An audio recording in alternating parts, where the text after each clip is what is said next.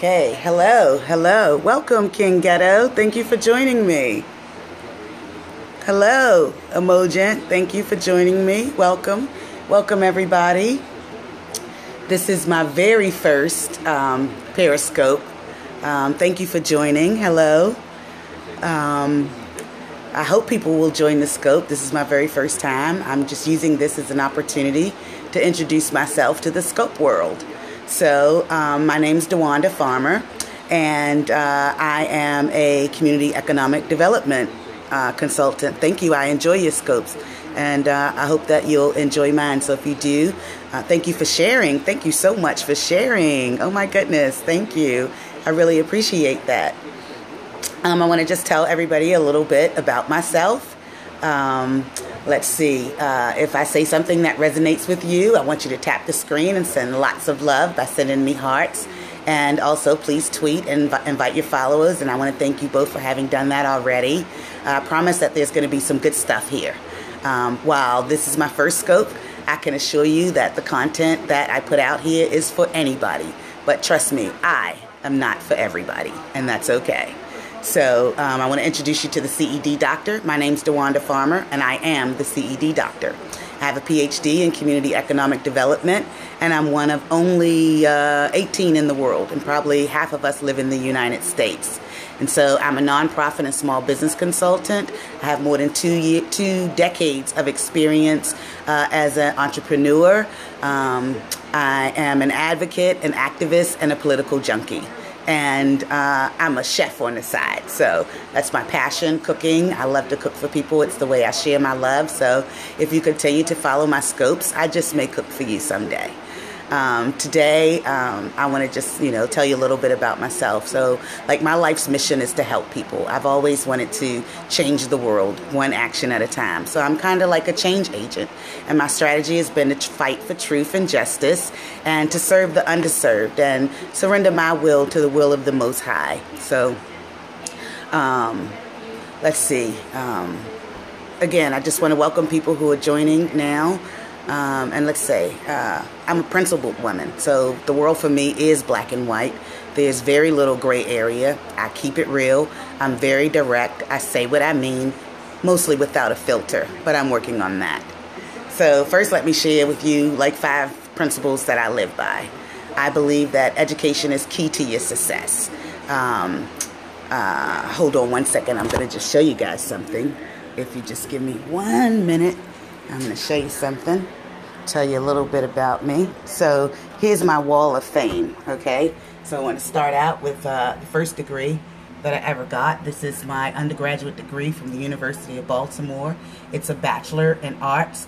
I have a degree in political science with a minor in business management. And here is my second degree. It's a master's degree from National Louis University.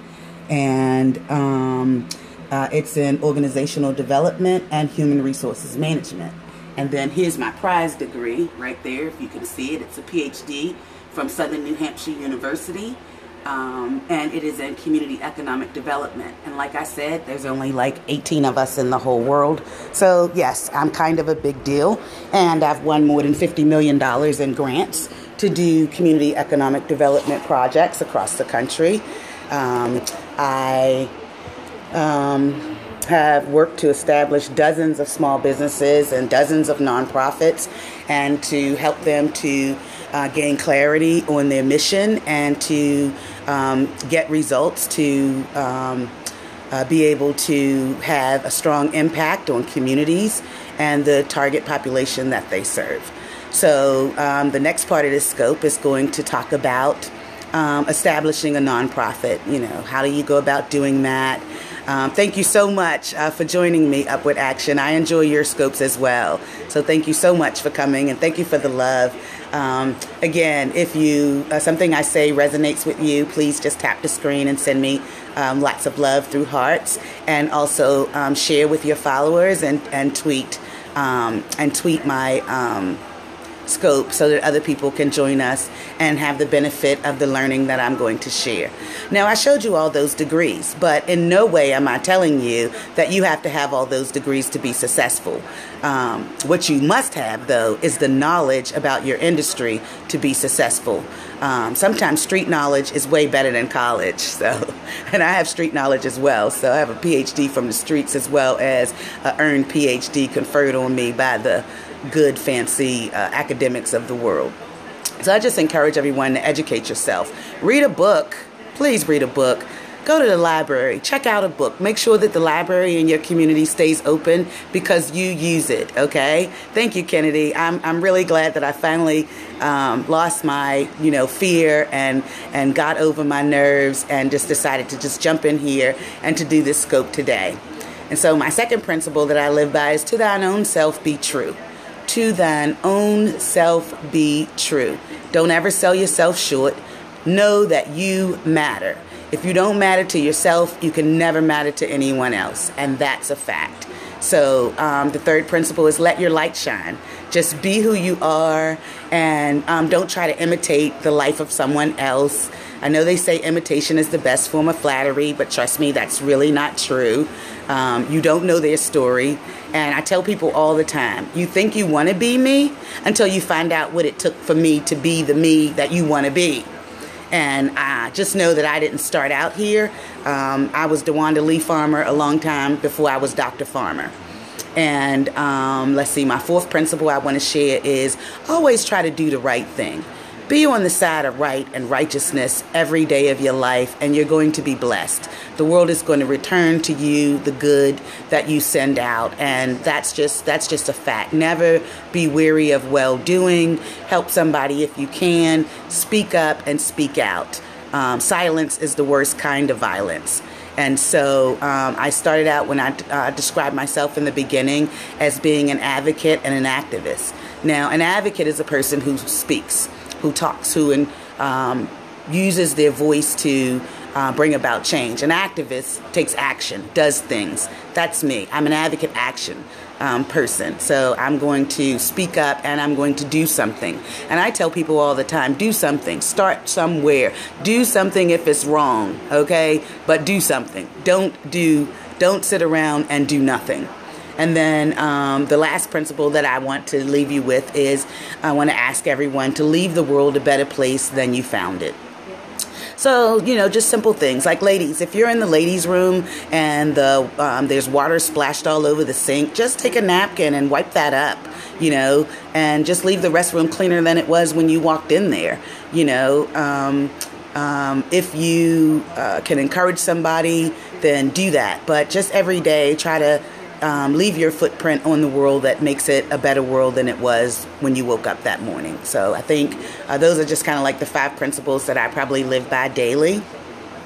And again, I just really want to thank everybody for tuning in. I see people continuing to join, and I really appreciate that. So I want to invite you to share this scope with your followers, to tweet about it, to encourage other people to come in onto this scope as well, because now I'm about to talk to you a little bit about, I'll definitely follow you back, Kennedy. Absolutely. I'll do that just as soon as I'll do that just as soon as we get off the scope. I'll go down the line and see who joined, and I'll follow everybody back that followed me. And now if you're not following me, please swipe the screen up, click on my profile, and press the follow button so that you can follow me and you don't miss out on any of the good content that I'm going to be putting out here. Again, now I've won $50 million in grants, so I'm telling you, I know what I'm doing. I've been doing this 15 years, and I know what the magic formula is. Now, not only do I write grants, but I also work with the federal government evaluating grants for several programs, and so that gives me a little bit of an added advantage into what they're looking for, and which only makes me a better grant writer. So when people hire me, I'll tell you, I am not the cheapest grant writer in this business. I can assure you that that is true. However, I am one of the best grant writers in this business, and so you're going to get what you pay for. And my website is www.theceddoctor.com. That CED and doctor is spelled out, so it's theceddoctor.com. I also have a food blog, and you can reach it at www.dwandafarmer.com. And I haven't been very vigilant about posting recipes and content, but I promise I'm going to do better. And scoping is going to encourage me to do that so that you'll have multiple ways of connecting with me. Yes, that's .com, C-O-M, Dr. Romilla. Yes, excellent. That's exactly right. So www.theceddoctor.com, and there you'll learn about nonprofit development, building a board, strategic planning, economic development, finding, site locations, all of the services that I offer to my clients. So I'll be happy, to help people. And I really, really encourage you to follow my scopes and to encourage others to do so as well, because I'm going to be educating people in these scopes about nonprofit development, building your board, building your brand, having measurable results, using those results to attract new sponsors and supporters, and things of that nature. So again, thank you for the hearts. I really appreciate that. Thank you so much. So let's see. Today I'm going to focus on nonprofit startups, how to win grants, how to best serve them, how to serve underserved community. Thank you, Call Me Peaches. Thank you, Peaches, for joining us. I really appreciate it. I hope you'll invite your followers and share, this broadcast so that other people will join. So let's see. I want to talk about starting a nonprofit. So you say you want to start a nonprofit, you want to help people, and you have a heart for helping others. And so the first question you want to ask yourself is, do I really want to start a nonprofit? And so starting a nonprofit can be very inspiring. It can be very inspiring. And it's not for the weak at heart, I can assure you of that, because it's not easy. And you're going to, probably get off to a slow start unless you have your own financing. And so it takes a lot of effort to sustain and to grow a nonprofit. And a lot of determination. So if you're a quitter, don't get started in doing this, because this is not going to be the easiest thing you've ever done in your life. And sometimes the very people you're trying to help will be your greatest hindrance in getting, to the end game that you're looking for. So you have to have a thick skin. You have to be willing to sacrifice and to suffer until you can grow your organization into a space of dominance. So let's see. I'm not giving you tax advice or legal advice. And so if you want to start a nonprofit, I do recommend that you seek out the advice of an attorney or a tax professional. So the first thing I want to tell you to do is to do your homework. So you've decided you want to start a nonprofit. Maybe you want to help seniors or people aging in place, or you want to help youth or single mothers, or you want to help people who are illiterate to gain literacy. Whatever it is that you're interested in doing, the first thing I want you to do is to really find out the demographics and the population data that goes along with your area that you're going to focus on, and to do the research so that you have a good, strong literature review that has the leading academic research about your problem that you aim to solve or at least impact, because we cannot solve all of the problems in the world. A lot of my work focuses on uplifting people from poverty, home ownership, building wealth, financial literacy, affordable housing development, and economic development projects in economically distressed communities. So really get a handle on who else is out there, what they are doing. Look for the benchmarks and the best practices. And I don't want you to copy what they're doing. I want you to take from what they're doing the lessons learned, the best practices, and to use that to build your own model and your own pathway forward to having a successful nonprofit that has strong impact. So before you start a nonprofit, really consider if a nonprofit is the best business for you. Now, if you're getting into a nonprofit so you can get yourself a check, don't do it. Quit right now and go find something else to do. Go get a job and get a paycheck. That's what you should do.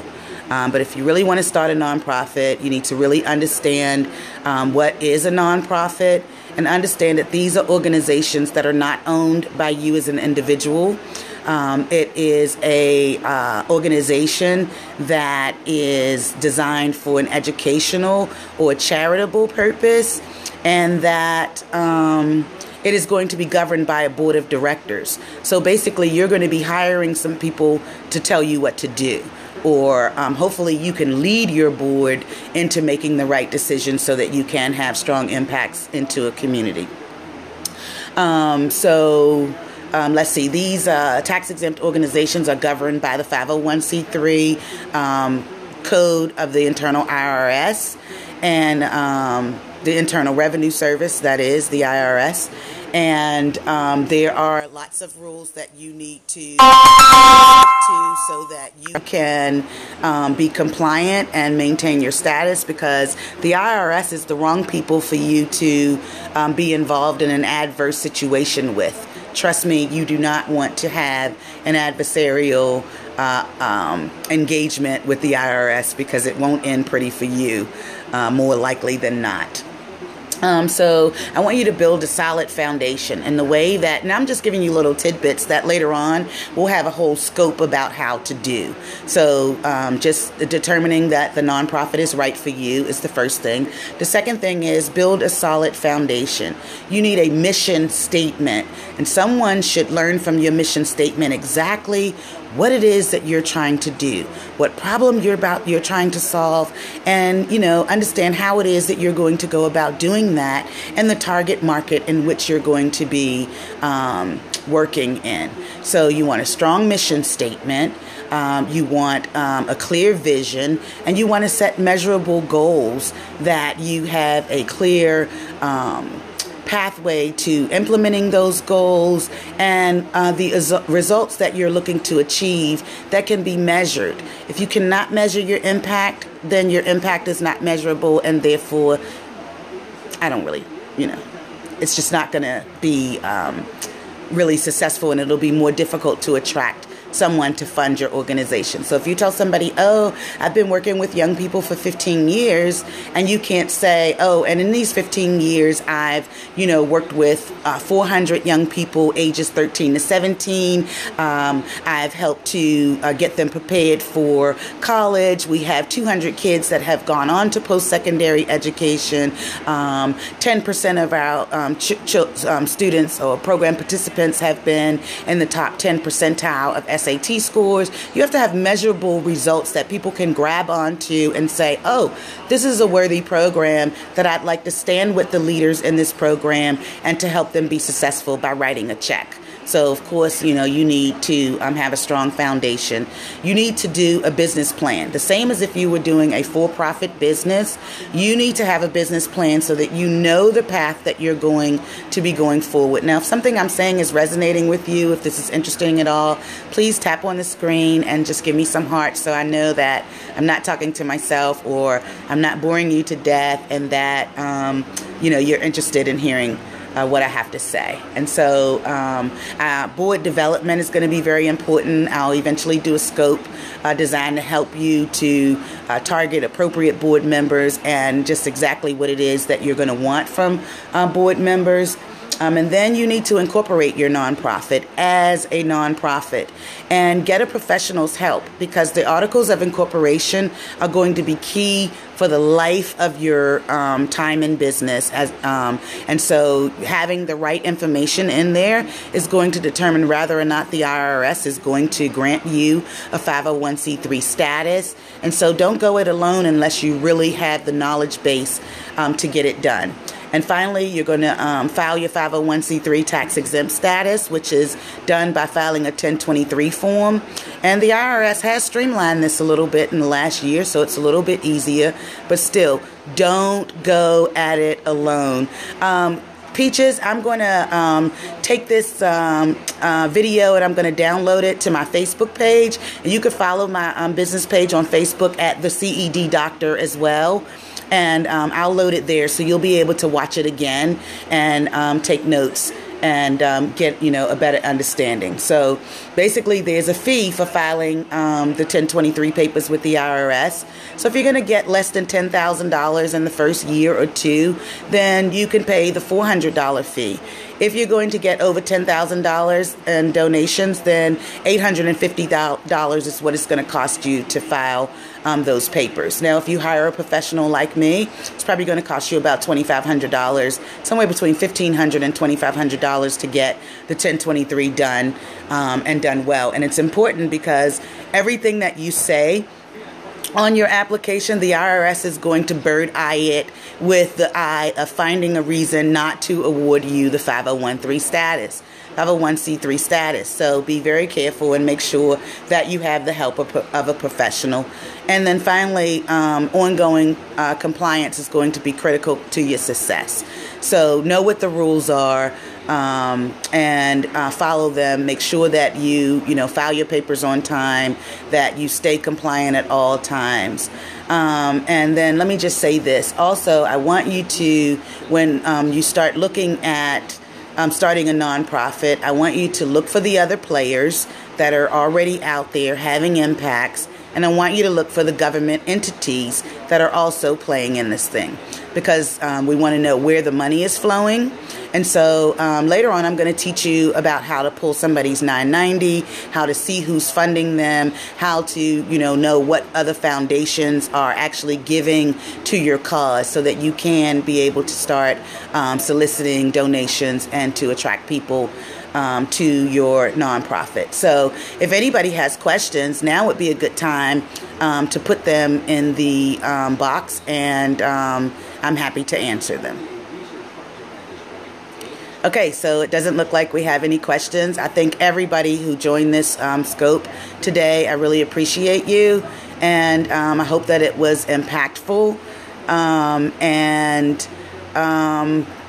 Peaches, tell me what kind of action you're going to be taking that you'd be getting a C7 instead of a C3. Why would you want the C7 instead of the C3?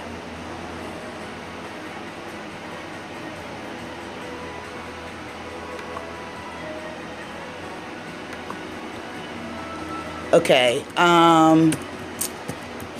Usually if you're doing a social club, then you're going to have memberships, and the members are going to fund the club. See, these are organized for pleasure and recreation and other not profitable purposes, which is different than a charitable or an education purpose. So if it's a social club, then you're going to be looking for sponsorships, and maybe your members are going to pay a fee to join, and maybe a cost to attend certain events and things like that.